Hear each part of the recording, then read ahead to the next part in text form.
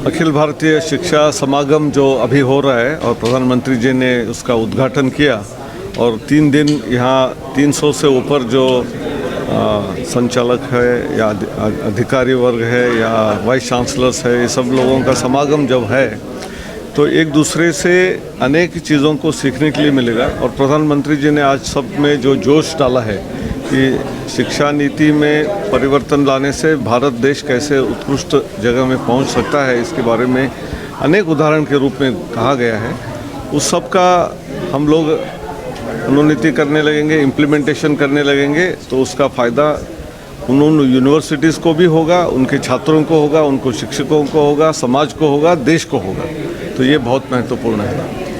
आज के समागम में शिक्षकों को भी एक नए प्रोग्राम के तहत शिक्षित करने की बात सामने आ रही है कि वो भी अब आधुनिक रूप से शिक्षित हों ताकि विद्यार्थियों की क्वेरी को वो शांत कर सके। क्या कुछ है? नहीं, ये बहुत महत्वपूर्ण है क्योंकि दुनिया इतनी तेज़ी से बदल रही है और तकनीकी इतने बदल हो रहे हैं, हर रोज़ हो रहे हैं। और यदि छात्रों को आज इंटरनेट के माध्यम से, यूट्यूब माध्यम से उसके बारे में पहचान हो जाती है और क्लास में यदि उस शिक्षक को उसके बारे में कम पता है तो स्टूडेंट वहाँ क्लास में क्यों आएगा। तो इसलिए छात्रों के जैसे ही टीचर्स को भी लाइफ लॉन्ग लर्निंग बोलते हैं, कांस्टेंट लर्निंग बोलते हैं, तो उसके तरफ हमारे शिक्षकों को भी जाना चाहिए और उनके मन में जो इंक्विजिटिवनेस होती है, उनको कुतूहलता होती है, उसका समाधान करेंगे तभी वो आगे बढ़ सकता है। इसके तहत कोई ट्रेनिंग प्रोग्राम भी तो उसके लिए हमने काफ़ी चीज़ें शुरुआत की है, होना चाहिए उसके बारे में। 8 मॉड्यूल का एक AICTE ने शुरुआत किया है, HRDC सेंटर के माध्यम से UGC भी कर रहा है।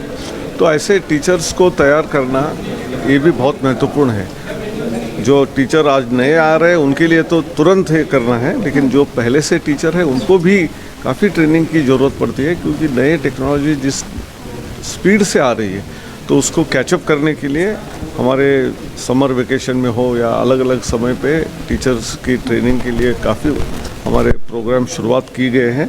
और वो जब होंगे तब क्लासरूम में जाने से हमारे शिक्षक बहुत ही बेहतरीन तरीके से उनके साथ इंटरेक्ट करेंगे और सीखना सिखाना ये दोनों का एक साथ हो सकता है आज।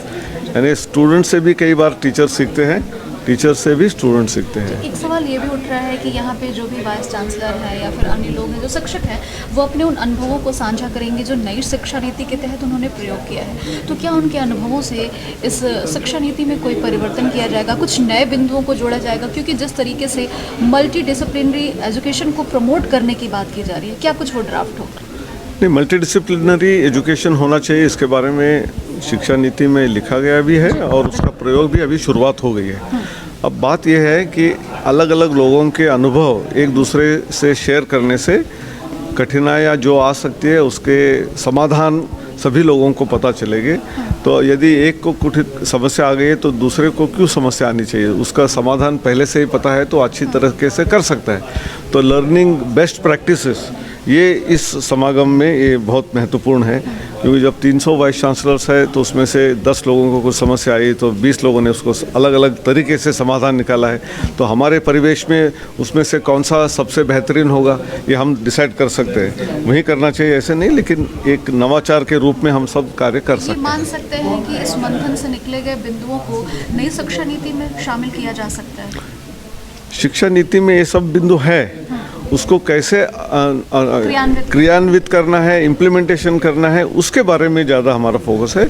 कुछ चीज़ें ऑलरेडी इम्प्लीमेंट हो चुकी है तो कुछ चीज़ें रास्ते में हैं, तो उसको और स्पीड देते हुए और अच्छी तरीके से जल्द हम कैसे कर सकेंगे।